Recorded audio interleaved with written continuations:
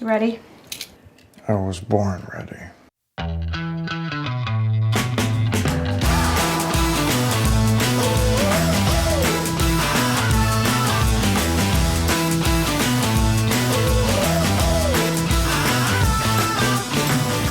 Welcome to Advisory Opinions. I'm Sarah Isgur, still suffering from a cold, and that's David French. And we've got a fun show for you today. We're going to go back and do Lopez and the Commerce Clause because we've got two circuit cases to talk to y'all about that are both Lopez hooks. And if you don't know about the 1995 case, U.S. v. Lopez, about the gun-free school zones, boy, are you in for a treat. Plus, we have special guest of the pod, Jonathan Karl from ABC News, coming to talk about his new book, Retribution, which has lots of legal stuff in it because, frankly, the last year and a half of our politics has had a lot of legal stuff in it. So stay tuned for John Karl. David, before we hop into Lopez, I am watching the Ken Burns American Revolution documentary that is airing every night this week, and it is incredible. Oh, I can't wait. I haven't started it yet. I cannot wait. Okay, the cast is amazing. These are the people who read the quotes. Tom Hanks, Meryl Streep. You have Paul Giamatti reprising his role as John Adams. And for some reason, the whole cast of Homeland, Claire Danes, Mandy Patinkin, and Damian Lewis are all there as well. Samuel L. Jackson. There's barely a voice you're not going to recognize. Matthew Rhys, the actor from The Americans, is Welsh born, and so he's going to play or read quotes from someone pretty important too in his original Welsh accent. Okay, but David, here's the part that really sticks with me and feels very AO. When we talk about the Civil War, I think it's almost too obvious because of the regional differences and the near total homogeneity of the two regions of which side you were on, to say if you were born in Alabama, in 1840, we know what side you were going to be on. There wasn't a whole lot of moral or character defining stuff going on there. Very few people broke with their homes. And so it's not that hard to have intellectual humility to think, boy, based on where I was born, I might have been fighting on the wrong side of history, literally. The Revolutionary War is a little more interesting to me. First of all, yes, the majority are going to side with the Patriots. But there's a healthy amount of people who side with the Loyalists, the Tories. And I will just say for myself, what defined those people tended to be a fear of and hatred of mobs, democracy, riling uppedness, if you will. And it's ooh, that strikes home a little bit. Now, on the one hand, I hate authority and I hate people telling me what to do.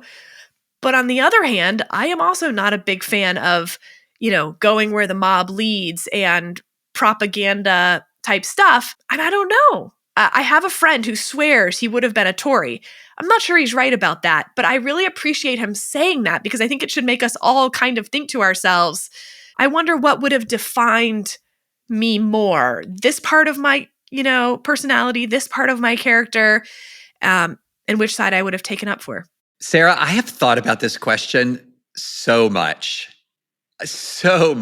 because, if you've spent any time with history, you know that there was a strong Tory contingent. There was a strong contingent of Americans who did not want to rebel from the crown. And I have heard, it's very hard to know with any precision, but I grew up sort of thinking it was more along the lines of 1/3, 1/3, 1/3. And the 1/3 was the strong patriots from the beginning. Another third were people who were inclined towards the revolutionary movement, but very worried it was going to fail. So they were not early adapters. And then 1/3 or so was extremely all in for the crown. And okay, so Sarah, I know my disposition. I'm a patriotic person. I try to be a loyal person. And also, I really don't like bullies.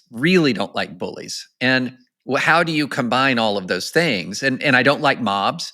Yeah, but who's the bully in this case? Is Parliament the bully? Or are these, patriots who were tarring and feathering people, which is no joke, by the way. They're pouring scalding tar on you and burning all of your skin and then putting feathers on you, then whipping you sometimes. Those sound like bullies. for being a tax collector, which was legally authorized by the crown and by parliament. This is my self-justifying narrative of how I would become a patriot as opposed to a Tory. So my narrative how I'd become a patriot is that I probably would have been extremely upset at things like the Tea Party or the tarring feathering. That would have been, I would have considered that lawless. I would have considered that unjustified. And then I would have been double, triple, quadruple upset when the troops came. And the troops start getting quartered in people's homes. The troops start sweeping through the countryside. That, I've talked about, and I talk about with my students at Lipscomb. I had a class on the philosophies of the founding where we really got into sort of how this thing kicked off, because initially the response to the crown was really, don't bully us, it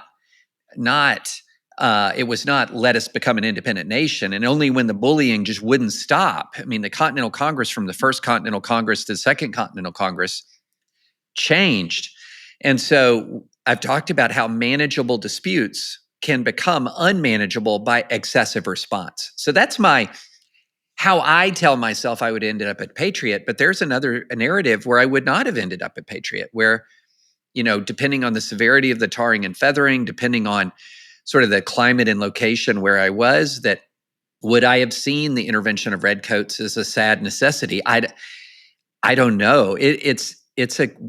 It's a very interesting question to ask yourself. And like you said, Sarah, it's a very different question from the North-South.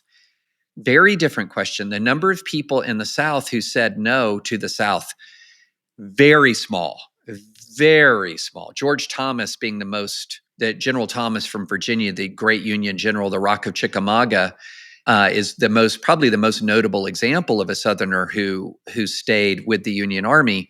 But the Revolution, very different, very different. I think if I lived in Boston, I probably would have been an early adopter. But I also think I would have been, like the First Continental Congress, almost certainly believed that it was Parliament's fault, not the King's. The King is just getting bad advice. We really need him to intervene. Parliament is full of morons who've never been to the United States. They don't know what they're doing. They're causing this rift. And my loyalty, obviously, is still with the King. I think I would have followed that if I lived in Boston pretty closely in terms of First Continental Congress, we just want the King to intervene. Oh, then you sent troops and we had Breed's Hill, we had Lexington, we had Concord. Okay, now I'm done with this nonsense. Regardless, we are now of such a different character as a people than whatever it is you think you're doing, a break must be had. But, you read some of the Tory writings. They're not crazy. They're actually pretty sympathetic. And I think that Stacy Schiff's book on Samuel Adams is a must read because, and I'm not sure she intended this, but Samuel Adams is not a wholly good guy. And so you can't help but read this and be like, if you knew Sam Adams and knew what kind of a manipulative bully, all the stuff he was, would you have been I'm not following Sam Adams across the street, let alone into what amounts to a world war? Okay, well, David, interesting. Now, David, I want to get to Lopez. As I said, this is a 1995 case, U.S. v. Lopez. Alfonso Lopez was a 12th grade high school student. He carried a concealed weapon into his Texas high school, San Antonio, for those who are curious. He's charged under state law with firearm possession on school premises, because obviously that's a state crime. But then the next day, the feds charge him with violating a federal criminal statute, the Gun-Free School Zone Act of 1990, that forbids, quote, any individual knowingly to possess a firearm at a place that is a school zone. He's found guilty and appeals. The decision from the Supreme Court is 5-4, David, and it's basically the conservatives versus the liberals. You've got Chief Justice Rehnquist, O'Connor, Scalia, Kennedy, and Thomas saying, no, Congress does not have the authority to criminalize bringing a gun onto a school zone, with their Commerce Clause power as the hook. Stevens, Souter, Ginsburg, and Breyer saying, oh, yes, they do. I wanted to talk about this for a few reasons. We've got these two cases that I want to get to about it, but also because it's not obvious to me that 1995 very clear partisan ideological split, if you will, plays out remotely the same way today. Now, maybe there's some horseshoe theory going on, some other stuff, but as you're going to see in these cases, it's not necessarily going to play out the same way.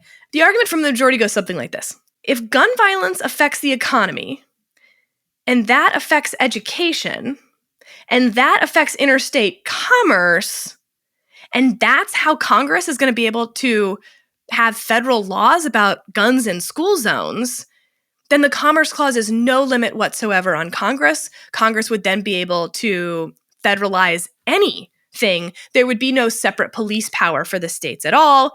So, no. At the moment this happens, of course, many people think, OMG, we're bringing back the limitations of the Commerce Clause. Maybe we're even going to overturn Wickard v. Filburn, that, wheat in interstate commerce clause case. It's like, aha, a conservative Supreme Court is marching toward a thing.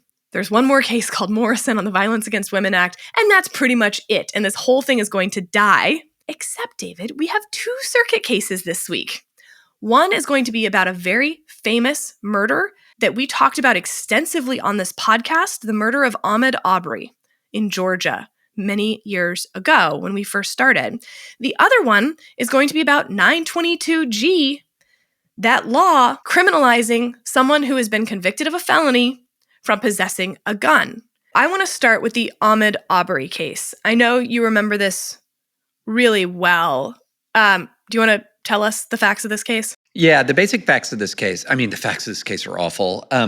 So there had been, the backdrop is that there's a neighborhood down in Georgia in which there had been some break-ins locally. Some people, both black and white, had been filmed entering and walking through an empty house that was being constructed. By the way, something I've done I've lived in neighborhoods where they're building houses, and sometimes I'm quite curious. Let me look at this floor plan, and I'll just kind of walk into these houses under construction and take a look. But there were video cameras, and people had recorded, Ahmaud Arbery in there. Also, I believe a white couple in there. But at one point, Ahmaud Arbery is jogging through the neighborhood, and a father-son combo see Arbery running, believe he is a person that they'd seen on the video cameras, and grab guns and start getting their truck and start going after him, chasing him through the neighborhood as vigilantes. While they're chasing him, a third person sees them chasing this individual, and just as he testified, instinctively does what? Gets his gun, gets in his vehicle. And a chase ensues, and it's horrific. They keep trying to block Arbery. At this point, who's done, they're just thinking they'd seen him walking through an empty construction site. And they're chasing him with firearms. They're blocking him on public roads. And then finally, he's sort of boxed in. One of the 3 has a shotgun. Arbery tries to lunge towards the shotgun, and he's shot and killed. They are convicted of state crimes, but then they're also convicted of federal crimes. And in these federal crimes include violation of civil rights, include kidnapping. And what's important to the case is that they have to, as part of the element of the crime, they had to have used the channels of interstate commerce or the instrumentalities of interstate commerce, and to be looped into federal jurisdiction here. And so this is bringing Lopez back into this question. All right. So in the federal kidnapping statute, 1201A1, you can show that it's federal kidnapping in one of 3 ways. First, a defendant violates the statute of his kidnapping victim, is willfully transported in interstate or foreign commerce. That obviously does not apply here. Everything took place in Georgia. Second, a defendant violates the statute if he travels in interstate or foreign commerce during the offense. Also did not happen here. The victim nor the defendant traveled in interstate commerce. A defendant violates the statute if he, quote, uses the mail or any means, facility, or instrumentality of interstate or foreign commerce in committing or in furtherance of the commission of the offense. The majority in this 11th Circuit opinion is going to say automobiles, like Travis's truck, are per se instrumentalities of interstate commerce. This is the categorical approach, David. It's a little bit weird because while it's very in line with the majority, like the vast majority at this point of circuits, in fact, the 3rd, 4th, 6th, 7th, 9th, and 11th all agree with this categorical approach that if you used a car in kidnapping someone in the state, that you can get charged with federal kidnapping. It's a little bit weird, David, because you can use, you probably do use a car for almost any crime you could possibly commit. So can Congress federalize every state crime if you used a car or a cell phone? Also something that is part of interstate and instrumentality of interstate commerce. Now, their arguments aren't crazy at all, right? That it's not instrumentality in interstate commerce, it's instrumentality of interstate commerce, and cars are that. They allow you to travel interstate. Cell phones allow you to talk to someone out of state, all very easily. Boy, there is no limiting factor, and the 10th Circuit has broken from this. They've said it should be case by case, and there's a dissent here in this 11th Circuit case. It's interesting, David. This is a district judge sitting by designation. We haven't talked a lot about this. We've talked, there's district judges, there's circuit judges, and there's Supreme Court justices. But actually, it's not quite as clean as that. You can have Supreme Court justices, especially senior justices, sit by designation on the circuits. You can also have district judges sit by designation on the circuits. And in this case, we have 2 circuit judges and 1 district judge. The district judge is dissenting on this part. She's a former federal public defender, which I think makes this kind of interesting. She was appointed by President Biden.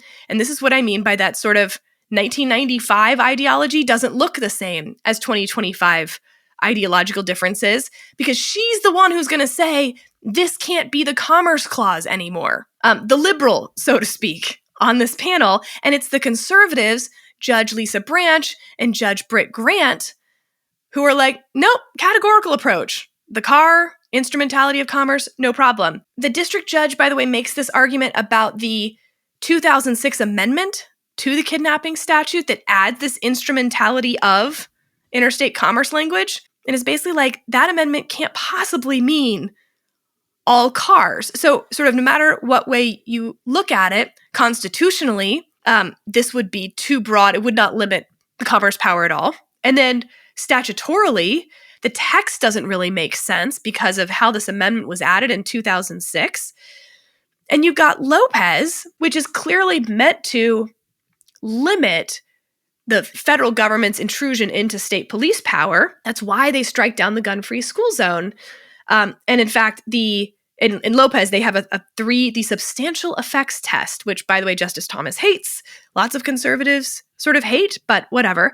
The substantial effects test is that the regulated activity must be economic in nature. In Lopez, they basically say there's 3 categories of Commerce Clause regulation. 1, channels of interstate commerce, highways, waterways, etc. Instrumentalities of interstate commerce, things that are in commerce, and activities that substantially affect interstate commerce. This, of course, has the substantial effects test that Justice Thomas and many others hate, because this gets to your, like, how attenuated can it be? A little attenuated? What about a lot attenuated? That's the gun-free school zone problem. When you get to that per se instrumentalities rule, there's just no limiting factor. So, David, this is my Lopez case number 1. The 10th Circuit already said no, can't be per se. You have to go case by case. This is a dissent in the 11th Circuit. Do you think this has any legs? I don't think it has any legs, to be honest. The question is, will it have legs is different from should it have legs? And I don't think it will have legs. I think in part because if you are talking about an instrumentality of interstate commerce and you're looking at the exact facts of this case, what is as an instrumentality of interstate commerce, few things are going to be more of an instrument of interstate commerce than something with wheels that routinely drives across state lines. And so I think that from that standpoint, it's just an exercise in futility to think the Supreme Court's going to intervene here. Because we talk all the time about how facts really matter in cases that the Supreme Court's going to take. And the facts of this case involving if the very concept of an instrumentality of interstate commerce has validity at all, it would apply to automobiles or airplanes, for example. This would be the paradigmatic object that this would apply to. And I don't necessarily think this court would be willing to eliminate the instrumentality of interstate commerce concept entirely, so much as they might be willing to limit its scope. And this would not be the case that would do that. Yeah, I mean, maybe another way to look at this is what Congress is allowed to say is that you can't use airplanes and cars to kidnap someone, even if you don't manage to get across state lines to do it, because it's clear that cars and airplanes are made for traveling federally and on those channels of interstate commerce. Yeah, I just totally disagree. To me, it seems pretty obvious that if you allow cars and cell phones to be instrumentalities of interstate commerce, the Commerce Clause has no limitations whatsoever. So you think they will potentially take this, the Supreme Court will potentially take this case? And so we're in agreement, in other words. Horrible, horrible agreement. Because this is a bad vehicle to do it. They didn't challenge the constitutionality of the federal kidnapping statute. They just challenged the applicability of it to this car. I mean, if you didn't challenge the constitutionality, I don't really know what we're doing here. Also, not my favorite vehicle to challenge the constitutionality of this, given the crime itself. The Supreme Court doesn't have to take the case, right? They can just wait for a different one where the facts are less egregious. But yeah, I hate it. And I think it bad, David. Bad. Well, I would say this. I think that what we're still dealing with in these kinds of cases is the legacy of Jim Crow. Because one of the things that led to the expansion of federal criminal law was the total failure of state criminal law before the civil rights era. And so I think that's what when you're looking at a lot of the expansive reading of some of these civil rights criminal cases, expansive readings of the interstate commerce power applying to federal criminal law, what you really are dealing with is the legacy of the absolute failure of the justice system in the South, and a lot of statutes and case law generated as a result of that absolute failure is sort of a Hail Mary to try to preserve a rule of law in the United States of America. Well, now we're not in a situation, as I'm not going to say that every local state jurisdiction is fair. I've spent too much time in local state jurisdictions to say that. But as a general matter, you don't have the same kind of complete collapse of criminal law and rule of law as you had 40, 50, as you had 60, 70 years ago. But we still have the legacy of all of that. And so that's how you have a lot of cases, Sarah, that we've seen where there's a state prosecution that's successful, they're convicted, and then we have a federal prosecution that's successful and they're convicted. And it's two separate statutes with two separate kinds of elements of the crime, but one of them rooted mainly in Congress's Commerce Clause power. I don't know that we'll ever unentangle those. I don't know what the long-term consequence is going to be the further and further we get from that reality, but that's why we have this particular system right now. All right. When we get back, we'll talk about my other Lopez case. This is coming out of the Fifth Circuit. Friend of the pod, Judge Willett, has a concurrence on firearms possession 922G. It's back. All right, David. Arnett Jackson Bonner pleaded guilty to possessing a firearm after a felony conviction in violation of 18 U.S.C. 922G1. His previous felony convictions included drug trafficking and being a felon in possession. And David, he's going to challenge this as being unconstitutional under Brahimi, as David Ladd has dubbed it, the Supreme Court's Second Amendment rules, text, history, and tradition, baby. The Fifth Circuit is going to dismiss this entire idea in less than one page. However, Judge Willett, joined by Judge Duncan, has a concurring opinion. I'll just read you from the top here. Like every congressional enactment, a federal criminal statute must satisfy two constitutional demands. First, it must rest on one of Congress's few and defined powers. And second, it must respect the many constitutional provisions that secure individual rights against government intrusion. I am not certain that the statute under which Arnett Jackson Bonner was sentenced, 922G1, meets either requirement, at least as federal courts have interpreted it. If it does not, then the offense created by it is not a crime, and a conviction under it is not merely erroneous, but it is illegal and void and cannot be a legal cause of imprisonment. Even so, while I harbor doubts that 922G1 is constitutional, I have no doubt about what our precedent requires. For that reason, I join the majority opinion, which faithfully applies controlling authority to reject each of Bonner's challenges. I write separately to highlight two ways in which our jurisprudence may have strayed from first principles. And then David, he's going to go on to talk about, drumroll, Lopez! It is difficult to see how 922G1 honors the principle of enumerated powers. In U.S. v. Lopez, the Supreme Court identified three broad categories of activity that Congress may regulate under its commerce power. Channels of interstate commerce, the instrumentalities of interstate commerce, and those activities having a substantial relation to interstate commerce. Mere possession of a firearm fits uneasily within any of these categories.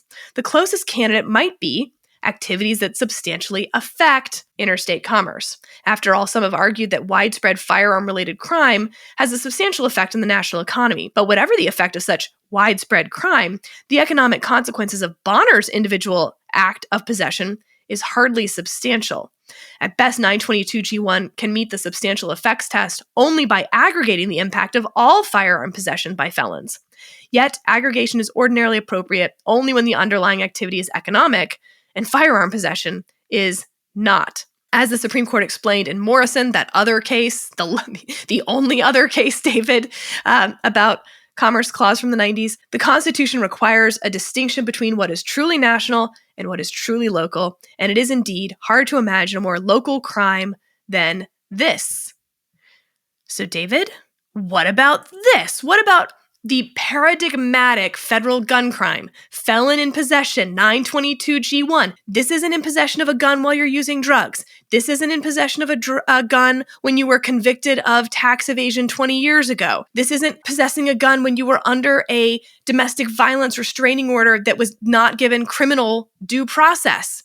This is the heartland of 922G. It's how, I don't have the numbers in front of me, but it's certainly the plurality of federal cases that exist that are brought by federal prosecutors is 922G. It is the whole kit and caboodle of federal crime right now. Yeah, so I think if you are in a situation where 922G, let's draw a distinction between evaluating 922G right after it's passed and not evaluating 922G now. Because I do think that what you're going to be getting into in some of these arguments about originalism, do you remember how I used the term dorm room originalism some time ago?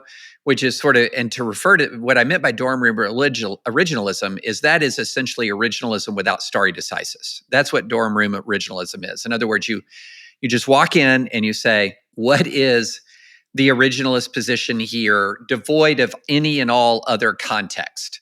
And then it's the job of the court then to implement the originalist vision, devoid of any and all context. In that circumstance, I don't think that 922G would have a ghost of a chance. That if you were just sort of looking at it from a fresh slate, that there would be really any sense that 922G would be. But much of Commerce Clause jurisprudence, Sarah, is not what you would call originalist in any recognizable form. But then that gets to, okay, what about stare decisis?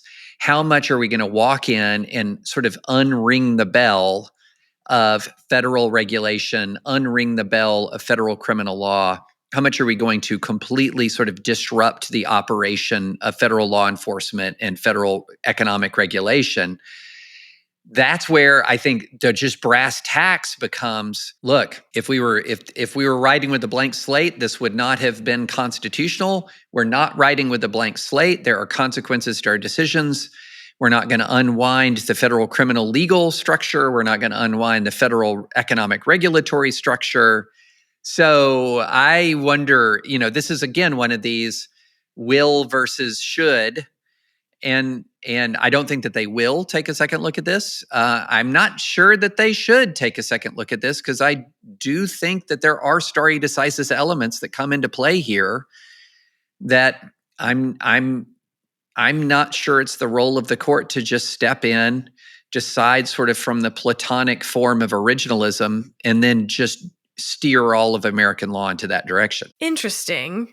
Interesting to mention stare decisis, because which part of the stare decisis factors are you thinking about? They're sort of like, is it wrong enough? Was it based in something? You don't mean reliance interest, I assume. Well, I mean, I don't necessarily, when I think reliance interest, I think much more reliance on behalf of individuals, not the government. Right, the defendant. Yeah. The government doesn't get the benefit of reliance. Right, exactly. But I think about with stare decisis, we've talked a lot about stare decisis, and it's funny. One of the great joys of having law student kids is we get to like talk about stare decisis. And I was having a fun conversation with Camille about stare decisis.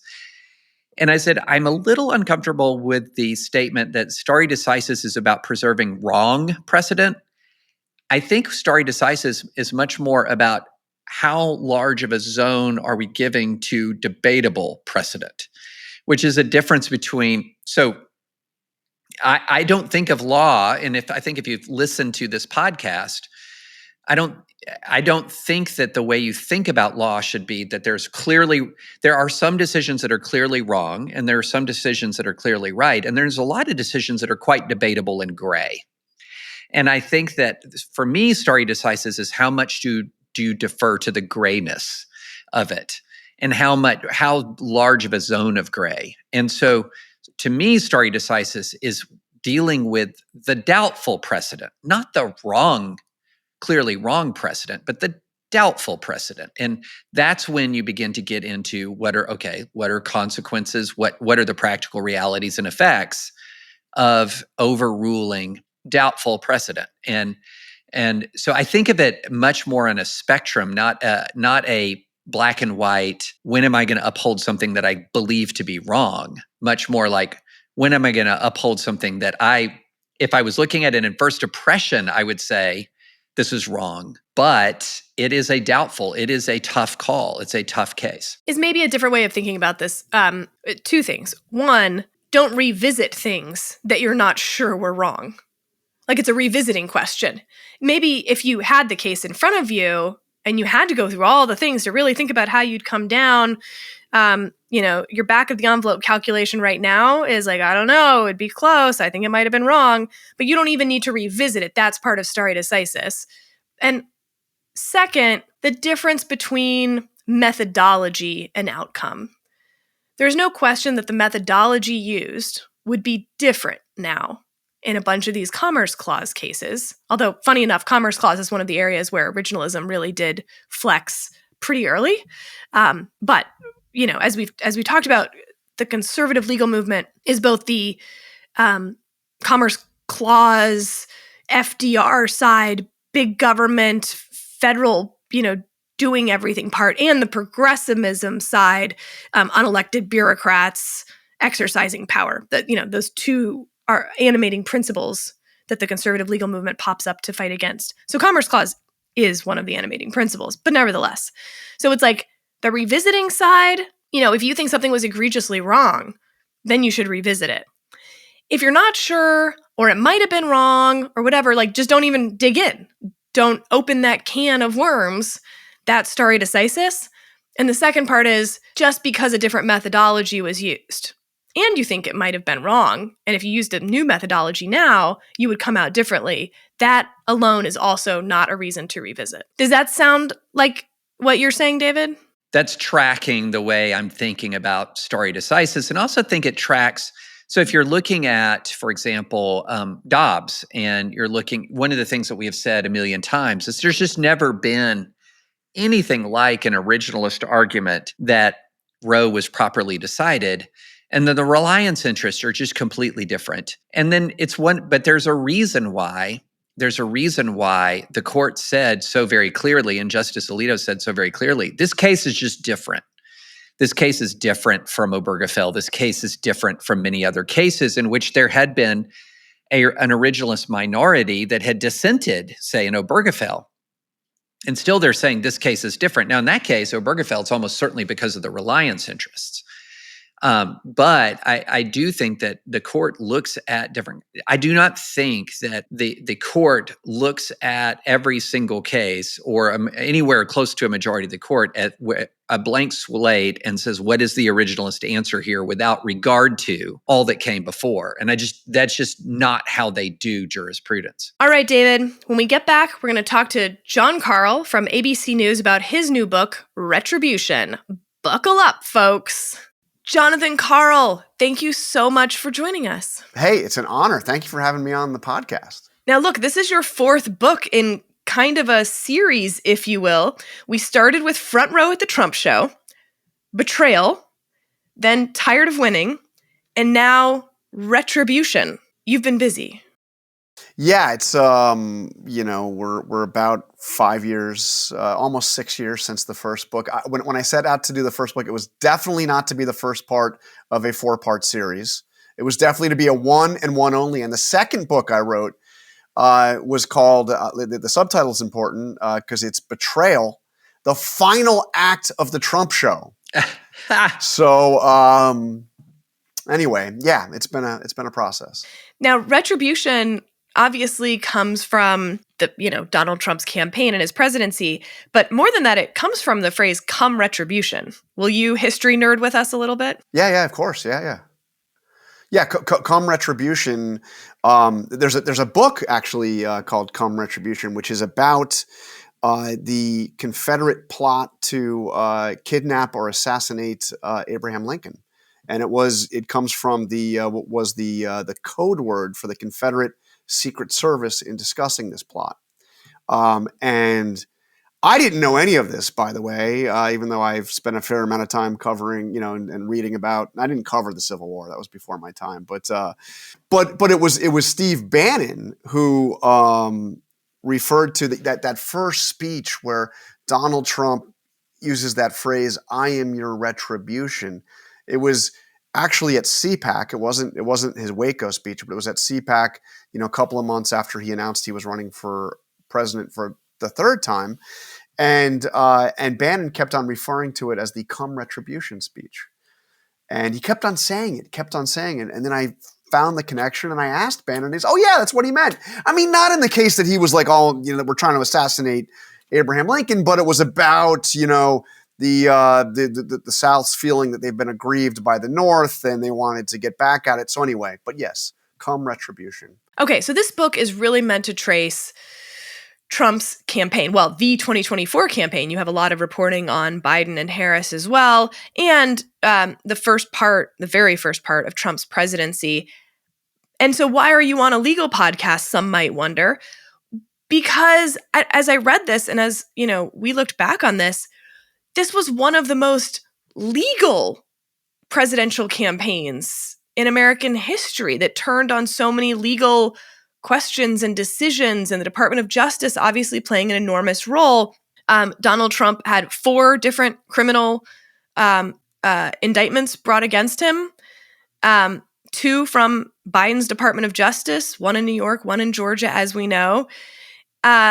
And so that's going to be interwoven through the entire narrative, really, from start to finish. And in fact, it's where your book starts, is Donald Trump sitting in that courtroom in New York. It's both where the book starts and where it ends, because it also goes into when Trump wins. I spent a great deal of time on the transition and the effort to wrap up Jack Smith's cases and those attorneys that are representing Trump during the transition, who then take over the Justice Department. So we can get to that. But it starts, the first chapter is the felon and the front runner. And I spent a fair amount of time in the courtroom in New York for the one and only criminal trial.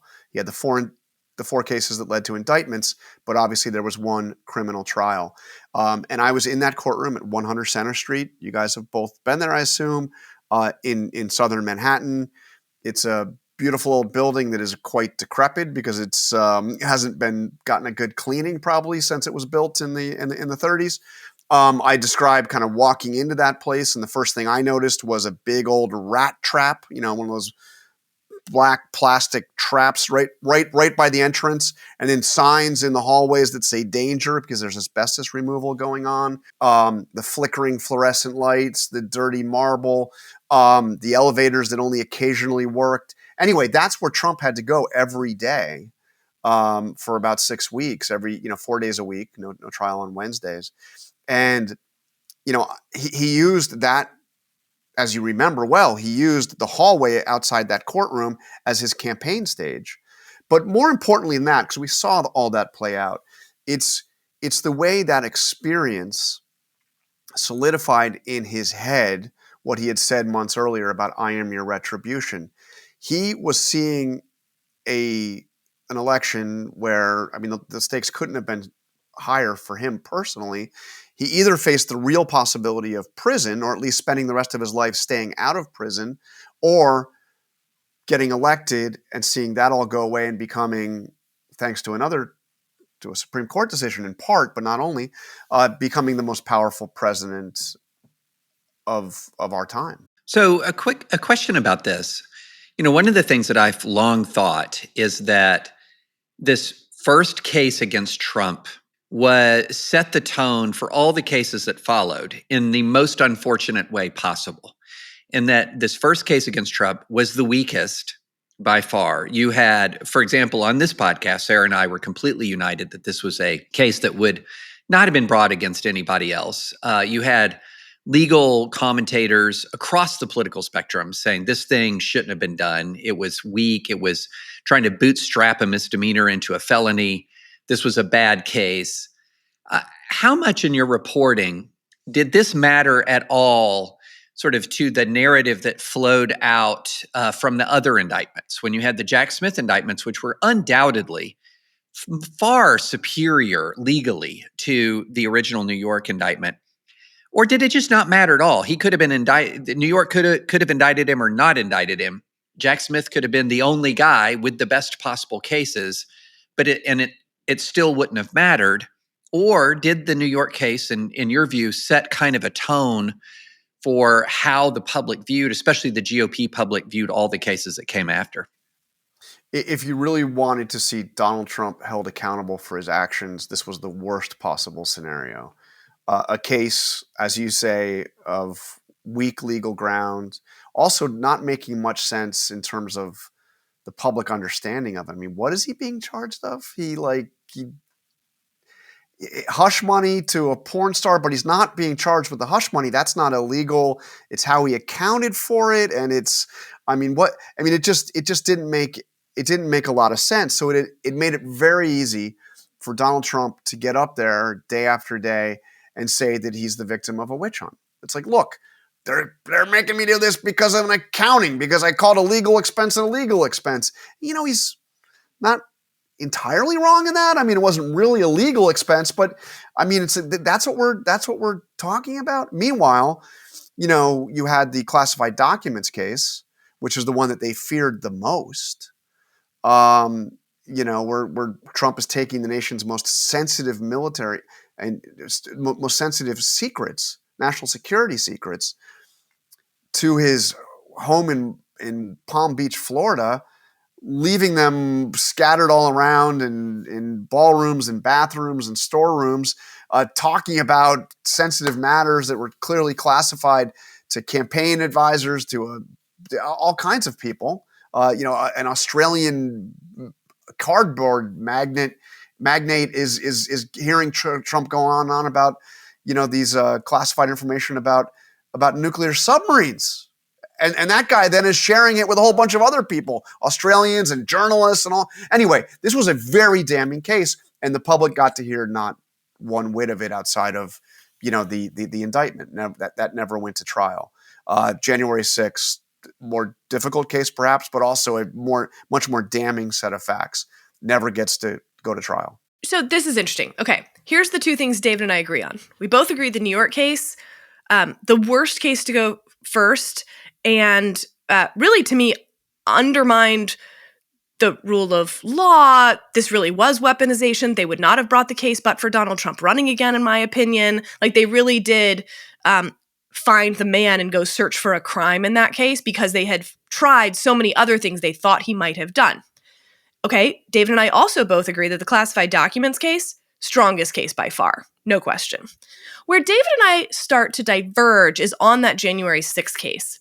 And it's also where you have a lot of great reporting about what took so long, as they had various leads of things that I think I would have said were then much stronger slam dunk case that fell apart. Will you tell us about some of that reporting? Yeah, I mean, look, on the January 6th case, actually on both of those cases, but particularly the January 6th case, Merrick Garland is the one that you hear so many Democrats blame for the fact that Trump is never actually brought to trial. Merrick Garland was too slow. Merrick Garland was too plotting. It's kind of funny because, I was just talking to Bill Barr a little while ago, and Trump always said Bill Barr was too slow. Sometimes I guess justice moves a little slower than people would like. I think there is an argument, and I present the facts on this in the book, that Garland actually was unfairly criticized on this. Perhaps you could still say he went too slow, but the argument that is made is not accurate. The argument is made is that Garland waited, way too long before trying to investigate Donald Trump's role in the attack on the Capitol and the effort to overturn the election. He spent all this time, on the people that were in the protest, on the people that went into the building, the 1,500 that ultimately get prosecuted. But he did, he waited way, way, way too long to actually look at the guy that instigated the whole thing. Well, it's not true. And as you know, Sarah, somebody who has worked at the Justice Department and taken a lot of annoying questions from reporters like me asking for information about ongoing investigations that you cannot confirm. Actually, what I learned is that very early on, Garland was investigating Trump's role, and he was investigating the kind of what would have been the real smoking gun. Did Donald Trump have any direct connection with those guys in body armor that attacked the Capitol? Did he have any direct connection with the Proud Boys and the Oath Keepers, the militia groups that really spearheaded the violence? And there was various theories, and there was all this talk about the war room that was set up at the Willard Hotel, and where you had folks like Bannon and Roger Stone, and they actually hate each other, but they were all there. And were they coordinating with the people that were, marching up on the Capitol? They spent a lot of time investigating that, and then they got a tip, which had never previously been reported. They got a tip that Dan Scavino, Trump's longest serving aide in the White House, his former golf caddy, somebody who'd been with Trump forever, deputy chief of staff, that Dan Scavino had set up a meeting in Las Vegas. It was a very specific tip. In Las Vegas, shortly before the election, 2020 election, between the leaders of the Proud Boys and Trump. And it was a secret meeting. So they spent a lot of time looking into this. It was bogus. No evidence whatsoever came up. Trump was in fact in Las Vegas. That was the one thing that was true. But all his movements are accounted for. There's no evidence the Proud Boys had anything going on. There's no evidence whatsoever that such a meeting went underway. But that's what they were looking for. Was there something tying Trump to the violence? And after months and months and months and months and months of investigating it, the investigation went into other areas. But that would have been the most damning evidence and the easiest case to make. It's also interesting because Garland gets blamed for the delay on the front end, as if the thing was about to go to trial 2 seconds later. Like as if we'd moved the timeline back 1 year, Garland cuts out a year on the front end, then Trump would have gone to trial on those federal charges. Another piece of your reporting that I thought was spot on was you have a quote from someone saying we were at least 2 years away still. Yeah, absolutely. So Garland, in other words, is not, doesn't even blame the slow moving Supreme Court, the people around Garland. This is, this was going to take a long time. And given the Supreme Court decision, there were going to be at least 2 more cases that were going to have to go to the Supreme Court. This was the view from Garland's team. Because they re-indicted, they airbrushed the indictment, whatever term you had. They changed the indictment. It's the same charges, but different narrative. Different narrative, so to comply with the immunity decision. So as this went forward, there was certainly going to be a challenge to that, and that challenge was they believe was ultimately going to go to the Supreme Court. That was going to take a long time, and there was also going to be a challenge to the appointment of Jack Smith as the special counsel in the first place. After all, Elaine Cannon, had said it was an unconstitutional appointment. So that was going to be challenged. That was likely, they believed, to go to the Supreme Court. So you had two separate Supreme Court decisions that were going to have to play out, arguments, decisions, all that stuff, before this ever went to trial. That's why they say it was at least 2 years away. What I think is really helpful about that reporting is that when I read the indictment, the first thoughts I had was all of this stuff in the indictment, Jack Smith had this was stuff known well before the indictment was brought. Like that, as early as mid 2022, as I read that indictment, about 90% of that stuff was stuff we knew in late 2021, early 2022. But when you talk about that there was additional leads that were needing to be chased down, that makes a lot of sense as to why something would be brought later. And one of Sarah and I's theories was this case, there was no scenario in which these cases were going to be brought to trial before the election. Immunity decision or not immunity decision. There was just no scenario where these things were going to be tried before the election. But one thing that I'm very curious about is, as you're moving through the election process and you're moving through the campaign and into the transition, at what point did it solidify and become concrete that Trump was going to pardon everyone affiliated with January 6th? It wasn't just that we're going to see dropping of the charges against Trump, which everybody knew that was going to happen if Trump won. But at what point did it become very clear that all of the January 6ers were going to be pardoned, granted clemency, et cetera? When did this become clear? I think I can pinpoint that almost exactly.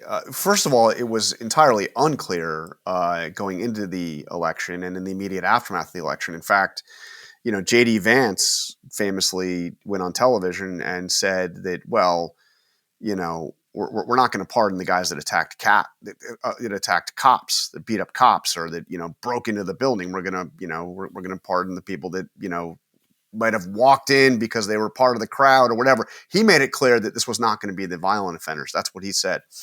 And it was interesting. I went back to that. We all remember. You guys remember, I'm sure, when he said that. And it seemed to make sense. It seemed like that was not a controversial thing. We're not going to pardon somebody that beat the crap out of a police officer, for God's sake. But Vance got pilloried. He got hammered in social media from the kind of hardcore MAGA right, the people that had been the advocates of the so-called J6 prisoners, J6 hostages, whatever. How could he say this? And their point is everybody had to be pardoned, because even those that beat up police officers, they were provoked to beat up police officers. So it's not their fault. We have to look at the root causes of why they beat up those police officers. This sounds nuts, but this was a real, view of a lot of these people. They viewed it as self-defense, that the rioters were engaged in self-defense. Yeah, I've seen all this argument. Yeah. Yeah, they were being attacked by the police officers, and they were basically fighting back. Trump certainly sees J.D.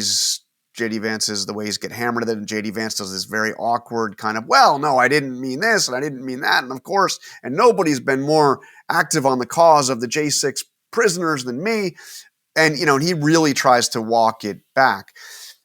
And then in January, Trump has a call with, he's actually with Charlie Kirk and a couple other people at Mar-a-Lago, and he has them call a woman named Julie Kelly, who you guys probably know. Julie Kelly has been kind of the real activist on this issue. She wrote a book about January 6th, and she was the one that actually first recorded the very first version of the national anthem sung by the J6 prisoners. I mean, she is there like this is her cause more than any single individual. So Julie Kelly, Trump gets has them get Julie Kelly on the phone. I think it's actually Charlie Kirk. It's in the book. Charlie Kirk is the one that arranges the call, puts her on speakerphone, and asks her who she thinks he should pardon. And actually, not even Julie Kelly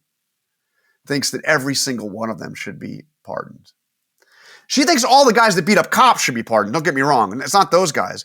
But she has this kind of formulation that those that were violating parole to be there, that there's it's a very esoteric subcategory that she thinks maybe you don't give a full pardon to them. But basically it's everybody. And Trump spends time with her and says, well, I'm going to make you very unhappy, Julie, because I'm going to put you out of work.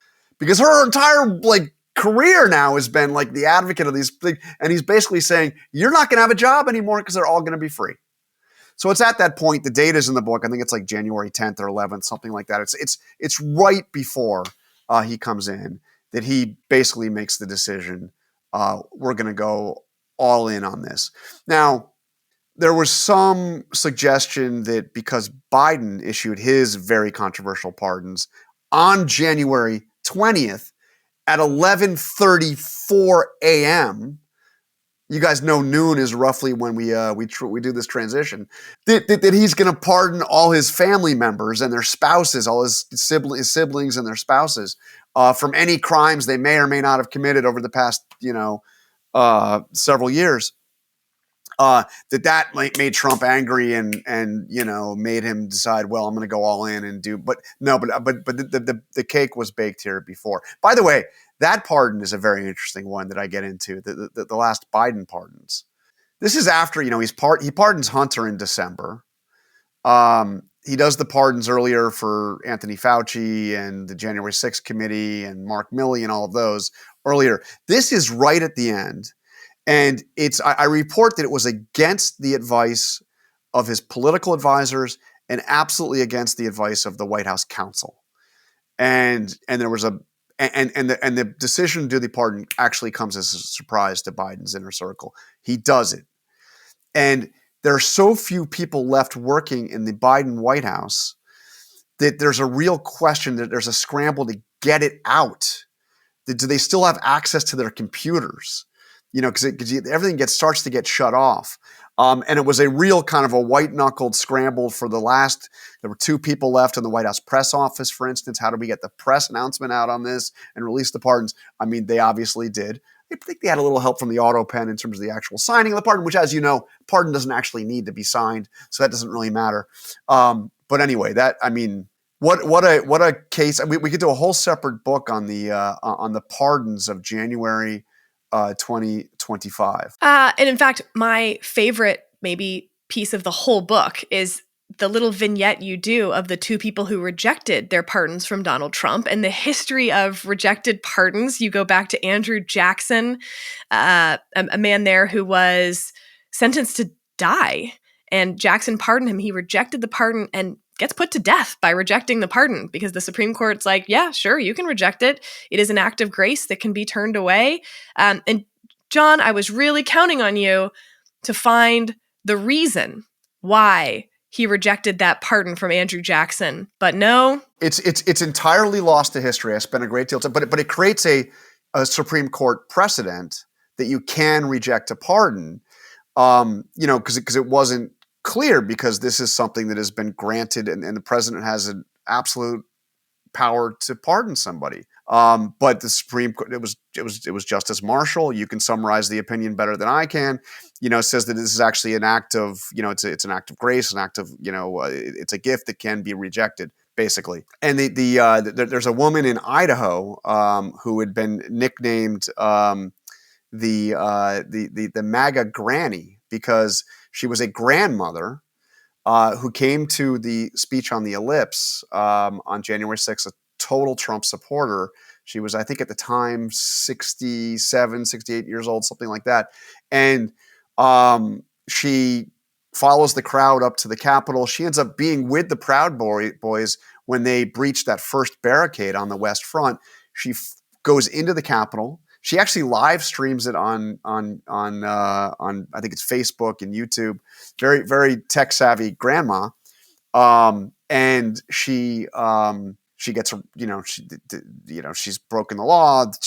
But in the course of it, she gets kind of pushed around, and a Capitol police officer actually pulls her out from the crowd, and she thinks that this guy has basically saved her life. So she has she never committed any violence, and she feels that the Capitol Police that day acted as heroes, and she said that she never intended to break the law. Anyway, she gets charged. She gets sentenced to 4 months in prison, sent to a notorious prison in California, all women's prison. It's now been closed.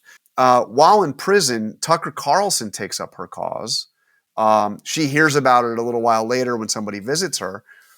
She doesn't really like that. She's like, I don't really, I feel like I did break the law. I'm serving, but she's still very much a Trump supporter, but starting to get some second thoughts.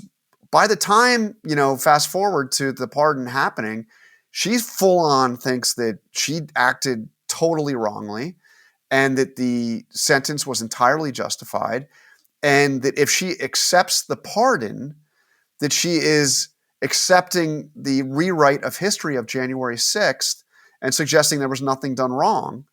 So, but it takes her months. It takes her months to find out how she can reject the pardon. She asks a professor, that she knows.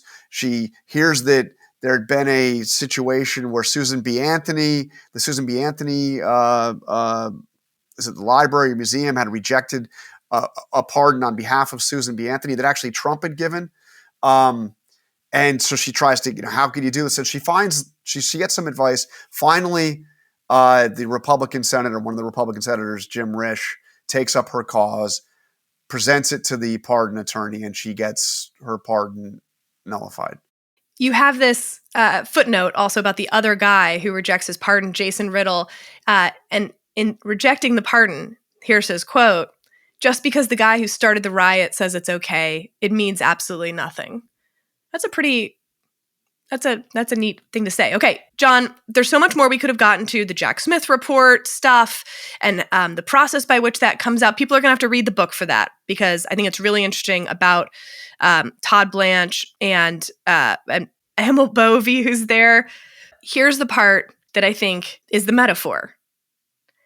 It's the phone in the limo on Inauguration Day, and the difference between Trump as he's inaugurated in 2017 and Trump as he's inaugurated in 2025, and what that phone means and what it has meant for the last 9 months of this presidency. As there's headlines in the New York Times about what's going on at the Department of Justice. And you've asked me on air many times the difference, like what's going on now versus what was going on then. And that phone, to me, it just spoke to me as this was the metaphor. I mean, first of all, this is the limousine ride, the White House, the beast, where the two incoming and outgoing presidents take that ride from the White House up to the Capitol for the inauguration. So Trump and Biden in the limo for that 2.1 mile ride.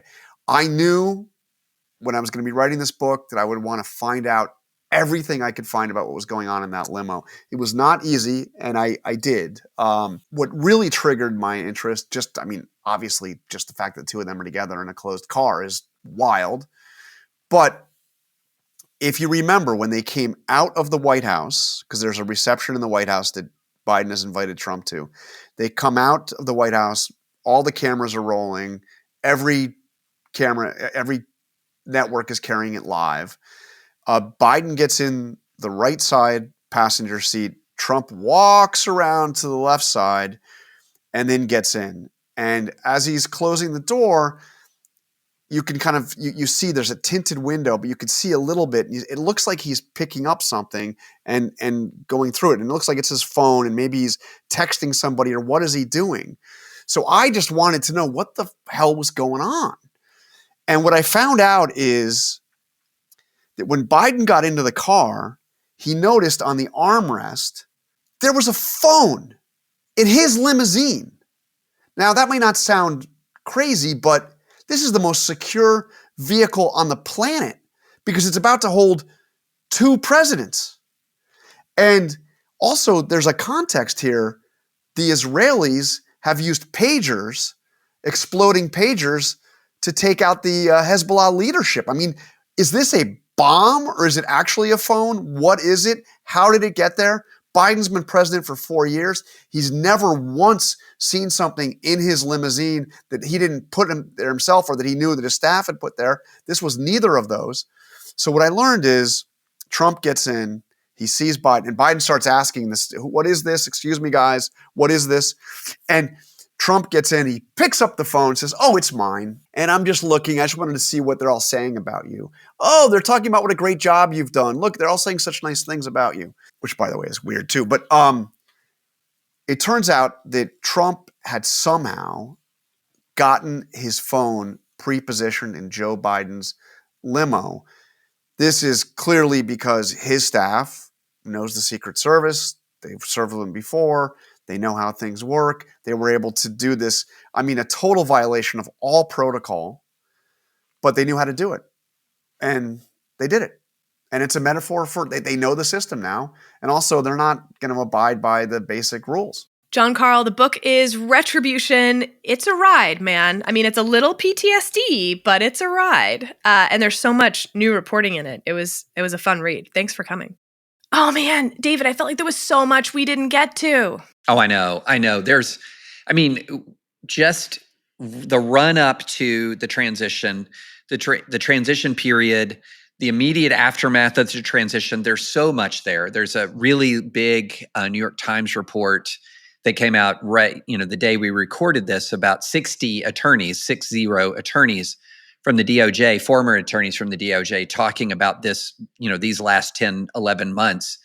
And it's a really shocking and alarming read if you haven't been paying close attention. If you're an Advisory Opinions listener, you're going to read all the testimony of those 60 attorneys and go, oh, okay, this checks out. I knew about all this because I'm a faithful listener of Advisory Opinions. But when you gather it all together, it's pretty remarkable. But I will tell you, Sarah, my takeaway that's most interesting to me, honestly, is his reporting about that Garland was not exactly afflicted with a case of the slows, which is what Lincoln said of General McClellan in the Civil War, that they were pursuing legitimate leads. And that just takes time. I think that's very, very interesting reporting. Also mirrors exactly what happened with the Mueller investigation as well. They were pursuing leads that didn't pan out. Garland was pursuing leads that ended up not panning out. And then you're never going to really hear what those were, unless John Karl's doing the reporting, of course. But, David, I was really left with a question that I keep coming back to, in the multiverse. What if Rob Hur had been the special counsel on Trump and Jack Smith had been the special counsel on Biden? Interesting. That's a very good question. Because there's moments in John Karl's book as well that I mentioned that we didn't get to about that report that's going to get released at the end that Jack Smith sort of insists on writing fulsomely, if you will, and the tension that really caused between Trump's team and the Department of Justice, and sort of this sense that they were going to try to get him even though they couldn't get to trial in time type thing. And as I've said, obviously I'm friends with Rob Hur. And so one wonders how much this all could have gone quite differently. I'm also just struck again, and this is sort of moving from the non-legal world into just the political world, which is, look, if you're going to make a character argument against Trump, which is a key argument against Trump, this idea that you're going to be making that argument while you're in the process of this comprehensive deception around the physical condition and mental condition of the president of the United States, you're ripping the heart out of your character argument. And you're doing it in a way that's very vivid for people, because unlike a lot of the Trump scandals where people don't know how are votes counted? What's the system for election? What's the system for classified documents? All of these things. Can a president declassify them just sort of by force of will? all of this stuff is pretty opaque to people. Your average person just doesn't know how this works. They rely on other people's reporting and commentary. But you know what? Every single human being in the world knows time is undefeated, and that when you get above a certain age, you can fall off a cliff, right? And so in a way, the way in which Biden was pushing through that issue, I think experientially for people, for your average voter, felt more brazen than some of the stuff that Trump does. And I to this day, I don't think the Democrats have really, that has sunk in with them. To this day, I think they think of that as a mistake and not as a character issue, not as a deception campaign. And those are two different things. Yeah, they think it was a strategic mistake. Right. They think of it as, well, it's like the coach and the offensive coordinator weren't on the same page in the 15 plays. We dropped the ball. We should have game planned better. No. This administration, to the very highest levels, was engaged in a cover up and badly, doing it very badly, very bad. When you look back on it, it really is a symbol of, Trump has never been able to really establish himself as a majority figure in any way, shape, or form. And the fact that the Democrats came as close as they did to winning in 2024 with the economic headwinds that they faced, and with a president essentially vacant from the bully pulpit, a press secretary who set new records for incompetence. Like, who was giving the Democrats message here? I mean, it's really remarkable stuff. All right, next time on Advisory Opinions, we've got a cert grant to talk about, and who knows what else, David. So stay tuned. We'll be back later this week with more Advisory Opinions.